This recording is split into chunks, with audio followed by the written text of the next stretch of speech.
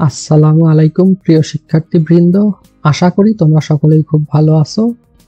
তোমরা যারা 2025-এর এসএসসি পরীক্ষার্থী তাদের জন্য আজকের ভিডিওটি খুবই গুরুত্বপূর্ণ, কেননা আজকে আমি তোমাদেরকে এসএসসি 2025-এর ব্যবসায় উদ্যোগ এই বিষয়ের চূড়ান্ত সাজেশন দিব। অর্থাৎ যাদের এখনো সিলেবাস শেষ হয়নি অথবা যারা অল্প অধ্যায় পড়ে ভালো মার্ক তুলতে চাও তাদের জন্য আজকের ভিডিওটি। চলো আমরা ভিডিওটি শুরু করি।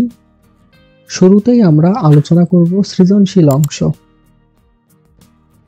দেখো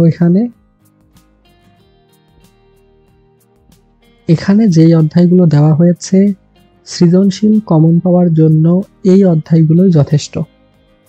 দেখো শুরুতেই দেওয়া হয়েছে দ্বিতীয় অধ্যায় ব্যবসায় উদ্যোগ, তৃতীয় অধ্যায় আত্মকর্মসংস্থান, চতুর্থ অধ্যায় মালিকানা ব্যবসা, ষষ্ঠ অধ্যায় ব্যবসা পরিকল্পনা, অষ্টম অধ্যায় প্রতিষ্ঠানের ব্যবস্থাপনা, নবম অধ্যায় বিপণন, 11 অধ্যায় নৈতিকতা ও সামাজিক দায়িত্ব।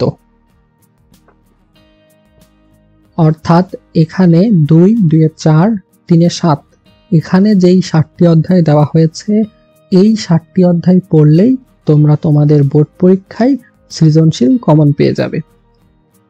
বোর্ড পরীক্ষায় সৃজনশীল কমন পাওয়ার জন্য ব্যবসায় উদ্যোগ এই বিষয়ের জন্য এই 7টি অধ্যায়ই যথেষ্ট। এর বাইরে আর কোনো অধ্যায় পড়ার কোনো দরকার নেই। তবে এখানে যেই 7টি অধ্যায় দেওয়া হয়েছে এই 7টি অধ্যায়ের কোনো অধ্যায়ই স্কিপ করা যাবে না।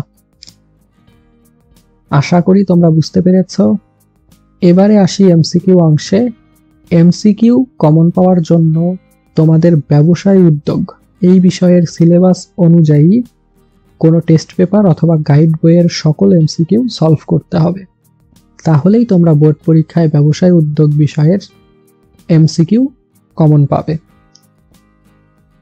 সর্বোপরি এমসিকিউ অথবা সিকিউ উভয় অংশ কমন পাওয়ার জন্য অবশ্যই বোর্ড প্রশ্ন সমাধান করতে হবে।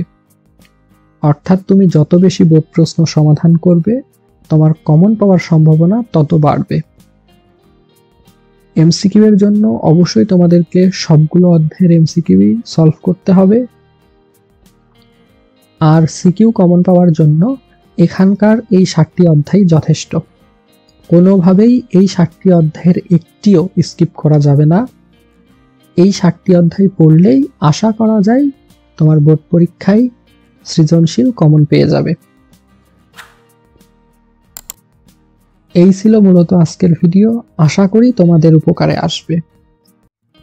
তুমি যদি আমার চ্যানেলে নতুন হয়ে থাকো তবে অবশ্যই চ্যানেলটিকে সাবস্ক্রাইব করবে। সকলে ভালো থাকবে, সুস্থ থাকবে। আসসালামু আলাইকুম।